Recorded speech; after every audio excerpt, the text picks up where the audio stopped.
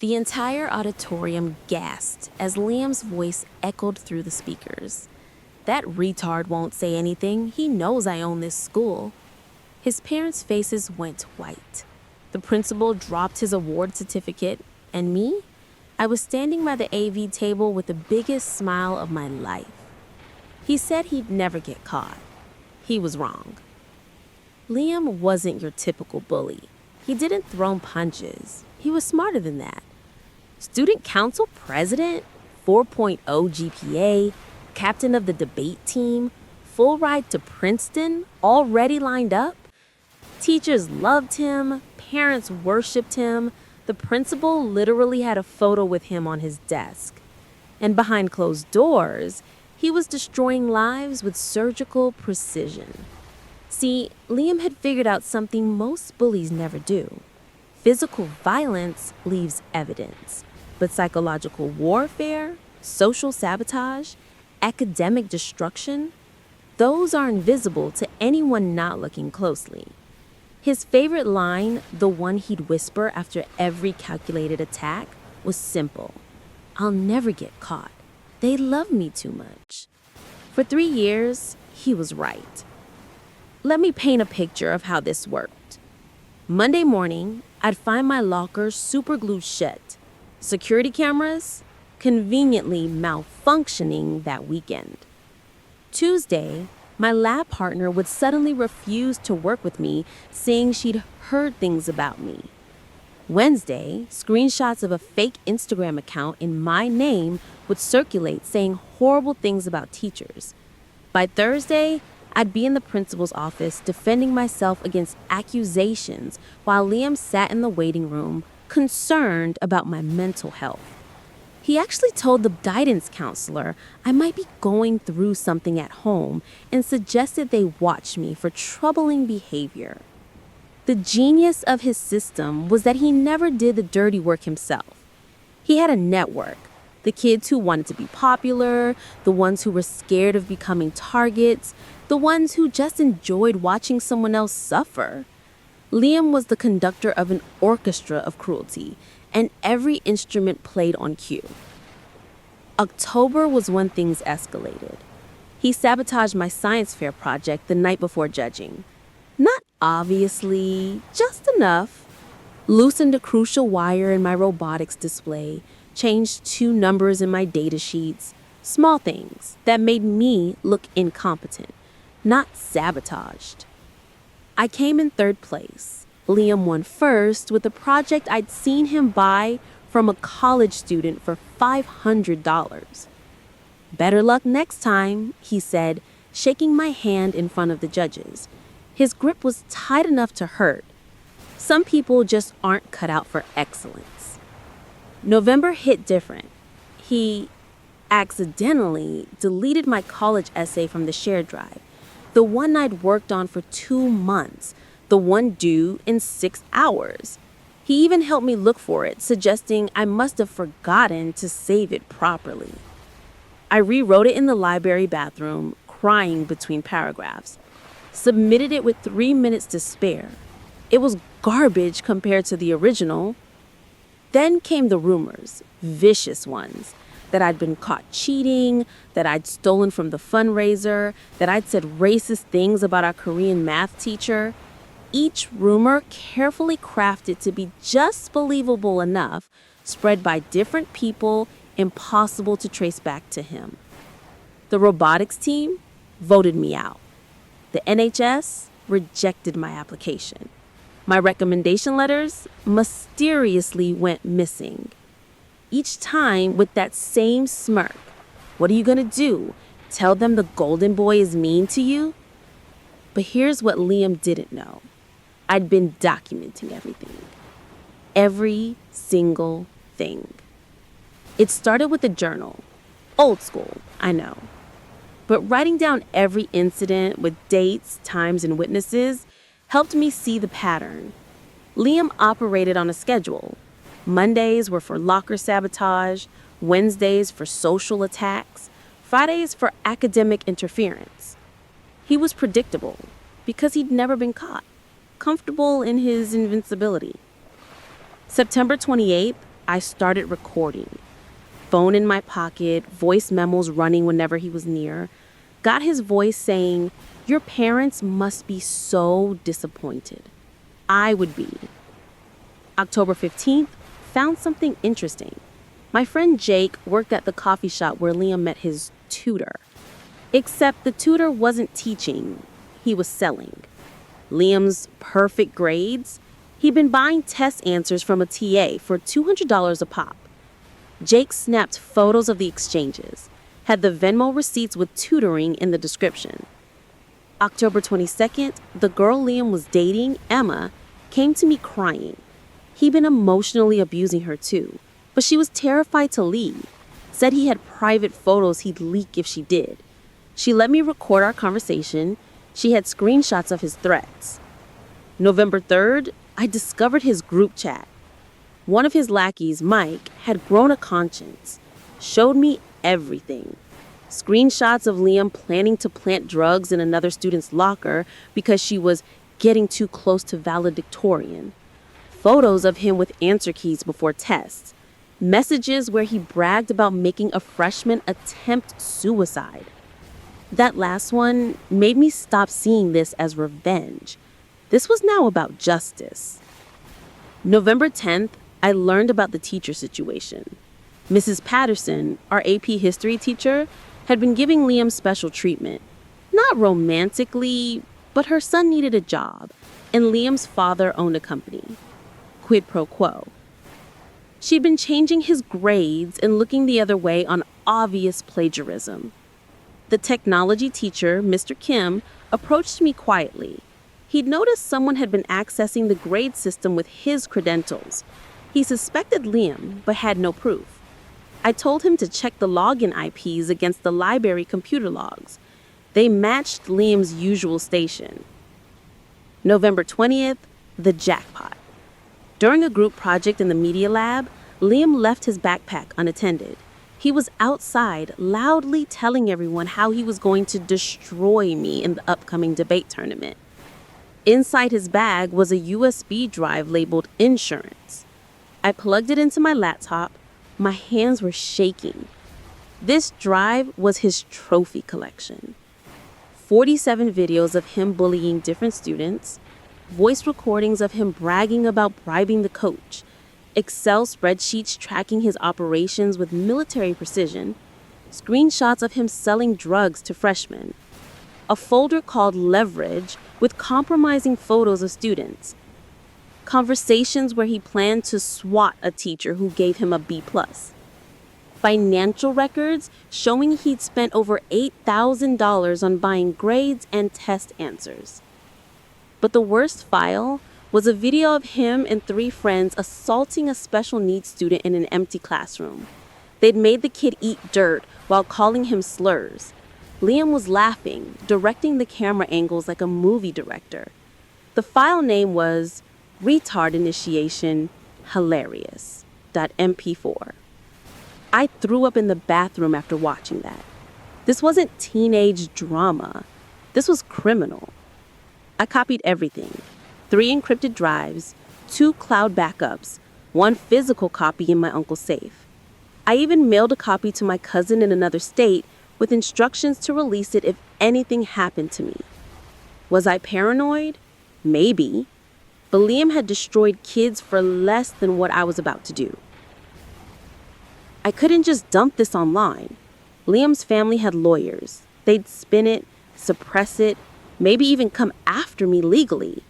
I needed witnesses, official witnesses, and I needed Liam to hang himself. The Annual Excellence Awards, November 30th. This wasn't just any school event. This was the event. 500 people in attendance. The mayor would be there, local news cameras from 3 stations, the superintendent, college recruiters from Ivy League schools, and Liam, about to receive the Student of the Year award and a $50,000 scholarship from a tech foundation. His whole family had flown in. Grandparents from Texas, his sister from medical school, front row. His mom already had her phone out to record. She'd bought a new dress just for this night. I knew because she'd posted about it on Facebook 17 times. The week before the event, I did 3 things. First, I sent anonymous tips to the 3 news stations about a developing story at the awards ceremony. Told them to keep cameras rolling no matter what. Second, I confirmed the AV setup with my friend who worked tech for school events. The system was old, but functional. Everything ran through a single laptop. The password was still admin123 from when they installed it 5 years ago. The tech guy, Danny, always took a coffee break after the initial presentation started. He'd be gone for exactly 12 minutes. Third, I made sure I had allies in the room. Told 5 trusted people to record everything on their phones for memories. They didn't know what was coming, but they knew something was coming. The night arrived. I wore my only suit, the one from my grandfather's funeral. It felt appropriate. Something was about to die tonight. The auditorium smelled of polished wood and cheap cologne. Parents in their finest clothes. Teachers who'd never noticed my suffering sitting proud and oblivious. The stage was set with flowers and banners reading, "Excellence in Education." Liam entered like a prince. Navy suit that probably cost more than my parents made in a month. He worked the room, shaking hands, taking selfies, laughing at every joke. His confidence was radioactive. I heard him tell the principal, "This is just the beginning for me, sir. Wait until you see what I accomplish in college." The principal, the same one who'd ignored my reports, who told me to focus on being the bigger person, clapped Liam on the shoulder like a proud father. The ceremony began, speeches about dedication, integrity, the future leaders of tomorrow. Every word felt like acid in my ears. They were about to give $50,000 to a sociopath.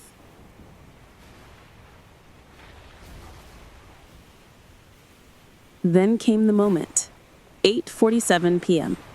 The principal took the podium.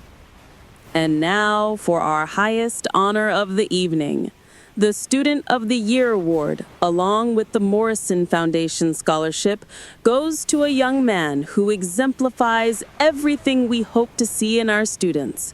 Perfect grades, stellar athletics, incredible leadership.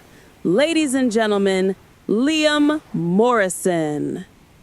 The applause was thunderous, a standing ovation. His mother was crying, his father was filming. The news cameras zoomed in. Liam walked to the stage like he was accepting an Oscar.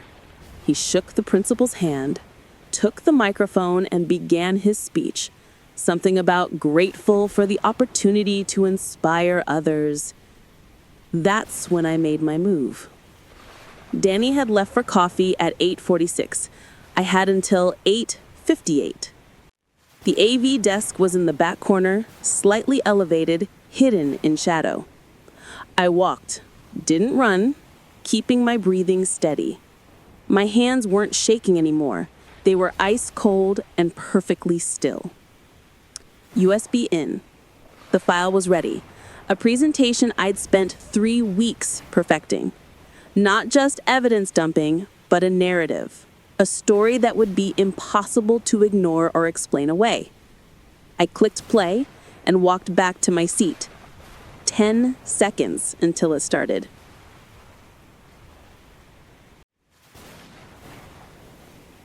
Liam was mid-sentence about the importance of integrity when the screen behind him flickered. The first image appeared. Liam's school photo. Handsome, smiling, perfect. Then it split-screened with a screenshot of his text. "Just paid Brandon $500 for the calc final. These teachers are idiots, LMAO." The applause stopped like someone had pulled a plug. Liam turned, confused. The next slide. A video started playing. Crystal clear audio filled the auditorium. Liam shoving the special needs kid into a locker, his voice booming. "What's he gonna do? Nobody believes the SPOD kids. I could kill him and they'd think he did it to himself." His mother's phone hit the floor. The principal lunged for the AV desk, but I'd locked the system. The only way to stop it was to cut power to the whole building. More slides, rapid fire. Bank statements showing bribes, videos of him destroying other students' property, the Excel spreadsheet of his victims with ratings for easiest to break, him on camera explaining how he got Mrs. Patterson to change his grades, screenshots of him selling Adderall to freshmen with a frequent buyer discount. Then came Emma's testimony. Her voice filled the room. He said if I left him, he'd leak photos of me. He said he'd make sure I never got into college. He said he owned me. His girlfriend, now ex-girlfriend, stood up in the audience. That's my voice. Everything she's saying is true. He has files on half the girls in school. The news camera swung between Liam and the screen. This was live television gold. His father stood up. This is fabricated. This is defamation. Turn this off immediately. Perfect timing. The next audio clip was Liam talking about his parents. My dad's a fucking idiot. Thinks I'm his perfect boy. My mom's even dumber. I could murder someone and she'd help me hide the body. They're pathetic. His father sat down, like he'd been punched. His mother was sobbing. The principal found his voice. Everyone remain calm. We're investigating. Then the SWAT recording played. Liam describing in detail how he was going to call in a fake threat on Mr. Anderson's house because the teacher gave him an 89 instead of a 90. Cops will probably shoot him. These trigger-happy pigs shoot first, ask questions later. It'll be hilarious. Mr. Anderson, who was in the audience, went pale. He actually did this. My house was raided last month. My daughter was traumatized. They had guns. The room erupted. Parents shouting, students recording, teachers trying to maintain order. Liam grabbed the microphone. This is fake. This is all fake. Someone edited this. I stood up. I'd been waiting for this moment. Check the metadata. I said loud enough for everyone to hear. Every file is tagged with time, date, and GPS coordinates. Your iPhone backed it all up to your iCloud. You kept trophies, Liam, and you labeled them. The IT teacher, Mr. Kim, was already at the AV desk with his laptop. I can verify this right now. He pulled up the files, ran them through authentication software. These are all legitimate. No editing. These are source files. Liam turned to me, his face twisted with rage. You little shit. You broke into my stuff. That's illegal. You're going to jail. Actually, said a voice from the side door, you're not. 2 police officers entered. One of them continued. We received these files from an anonymous source 3 hours ago.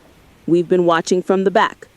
Mr. Morrison, you're under arrest for distribution of controlled substances, criminal harassment, and conspiracy to commit assault. As they read him his rights, Liam did the one thing I'd been waiting for. He snapped. You don't understand, he screamed. I own this place. I'm better than all of you. These people are nothing. They're weak. They deserve everything I did to them. He tried to lunge at me. The officers restrained him, but everyone had seen it. The mask hadn't just slipped, it had shattered completely. His last words as they dragged him out. I'll destroy you. My family will end you. You're dead. The news cameras caught every second. The auditorium was chaos, but productive chaos. Parents demanding answers, students coming forward with their own stories, teachers realizing how much they'd missed or ignored. The principal tried damage control. We need to discuss this privately. No, said a parent I'd never seen before. We're discussing this right now. My daughter tried to tell you about him last year. You said she was being dramatic. More voices joined. My son's grades mysteriously dropped after he refused to do Liam's homework. Our daughter had a breakdown after he spread those photos. You gave him Student of the Year knowing what he was? The scholarship representatives were on their phones, likely with legal teams. The $50,000 was gone before Liam reached the police station. But the real fireworks started when students started checking their phones. The presentation had been automatically uploaded to the school's digital bulletin board, another glitch in the old system. It was already spreading. Screenshots on Instagram, videos on TikTok, the full file on Twitter. Hashtag Liam Expose was trending within an hour. His sister, the medical school student, approached me. I expected anger. Instead, she said quietly, "Thank you. I knew something was wrong, but nobody believed me. He's been doing this since we were kids." Emma found me in the crowd. She was crying but smiling. "You saved me. You saved all of us." Mike, the lackey who'd grown a conscience, shook my hand. "I should have done something sooner. I'm sorry." Even Mrs. Patterson approached. "I know I'm losing my job. I deserve to, but you did the right thing." The news reporters were desperate for interviews. I gave them one quote. He said he'd never get caught. He kept evidence of everything because he thought he was untouchable. He wasn't.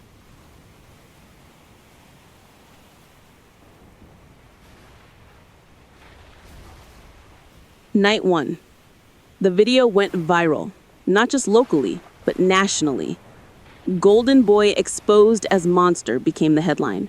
Reddit dissected every frame. Twitter found more victims. The news story hit the front page of 5 major... Night 1. The video went viral, not just locally, nationally. "Golden Boy Exposed as a Monster" became the headline. Reddit dissected every frame. Twitter found more victims. The story hit the front page of 5 major news sites. Day 3. The school board held an emergency meeting. The principal was placed on administrative leave. 3 teachers were suspended pending investigation. Liam was expelled in absentia, the fastest expulsion in district history. Week 1. The criminal charges multiplied. Turned out several of his victims were from wealthy families who'd been waiting for an opportunity. Civil suits started piling up. His family hired 3 law firms. The drug distribution charges were federal because he'd sold across state lines via mail. The FBI got involved. Week 2. Liam's father's company started hemorrhaging clients. Turns out nobody wanted to do business with the bully's dad. He had to lay off 40 employees. His mother's charity position was revoked. The country club revoked their membership. Their house was egged so many times they needed police protection. Week 3. The private school they tried to enroll Liam in Googled his name. The admissions director called me personally to thank me for the public service. Liam was officially toxic. No school in the state would touch him. Month 1. The trial began. Liam tried to look remorseful in court, wore glasses he didn't need, a cheap suit instead of designer. His lawyer painted him as a troubled young man who made mistakes.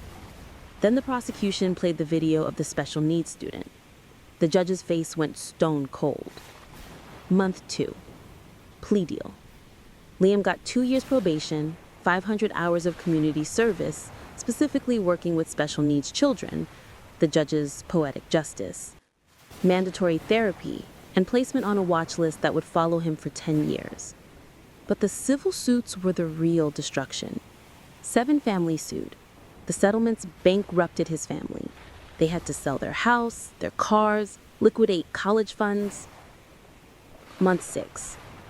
I heard from someone that Liam was working at a car wash in a town 3 hours away, still telling people he was framed by a jealous loser. He'd applied to community colleges under a fake name, got caught, banned from the state education system for fraud. His parents divorced. His mother had a breakdown. His father moved to Canada. His sister changed her last name. I thought I'd feel victorious. I did, for about a week. Then something else kicked in, a weird emptiness. I defined myself as Liam's victim for so long, that I didn't know who I was without him. Therapy helped. Turns out, documenting trauma for revenge and processing it for healing are different things. The school completely restructured. New principal, new policies, anonymous reporting systems that actually worked, mandatory teacher training on recognizing abuse. They called it the Morrison Protocol, ironically named after Liam. 15 students got their academic records corrected. 3 got retroactive scholarships. The special needs student Liam had tortured, his family used the settlement money to start a foundation for bullying victims. I became something I never wanted, famous. Colleges knew my name. The kid who took down his bully became my identity. MIT admitted me with a note saying they valued ethical courage and strategic thinking. Yale offered a full ride. I chose Stanford, far from home, far from the memories. But the emails never stopped. Kids from around the world reached out. They shared their stories, asked for advice. Some just needed to know someone else survived. I started a blog, then a YouTube channel, not about revenge, but about documentation, legal protection, and finding help. I partnered with lawyers who work pro bono for bullying victims. 6 months after the incident, I got a letter.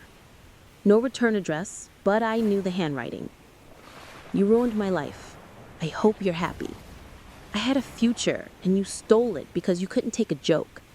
I'll never forgive you. But I need you to know something. I kept those files because I was proud. I thought they were proof of my power. You turned my pride into my prison. I hate you for that, but maybe I hate myself more for giving you the weapons. Don't respond to this. I'm nobody now, thanks to you. Let me stay nobody. L. I kept the letter but never responded. He was right about one thing. He was nobody now, just another cautionary tale. 2 years later, I ran into Liam's sister at a coffee shop in Palo Alto. She was doing her residency at Stanford Medical. He's in therapy, she told me. Real therapy this time, not the performance he did for court. He's different. Still angry, but the anger's turned inward now. I asked if she forgave him. She said he was her brother, but forgiveness and enablement aren't the same thing. What you did saved other kids from him. Maybe it saved him from becoming something worse. She paused. He works with special needs kids now. Court mandated became voluntary. He's good at it. Gentle, even. Like he's trying to balance the scales. I didn't know how to feel about that. Looking back, I don't recommend revenge. What I recommend is consequences, documentation, legal channels, protection of others. But sometimes, when the system fails, when the golden boys seem untouchable, when I'll never get caught becomes a weapon, sometimes you have to be the consequence. I still have nightmares sometimes, not about Liam hurting me, but about what I became to stop him.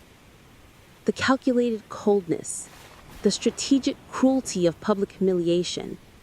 I became someone capable of destroying another person completely. I won. But winning this kind of war changes you. To everyone watching who's dealing with their own Liam, document everything. Build your case.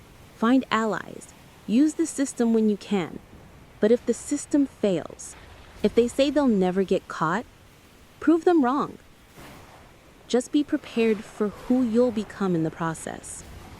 Because taking down a monster requires becoming something monstrous yourself, even if just for a moment.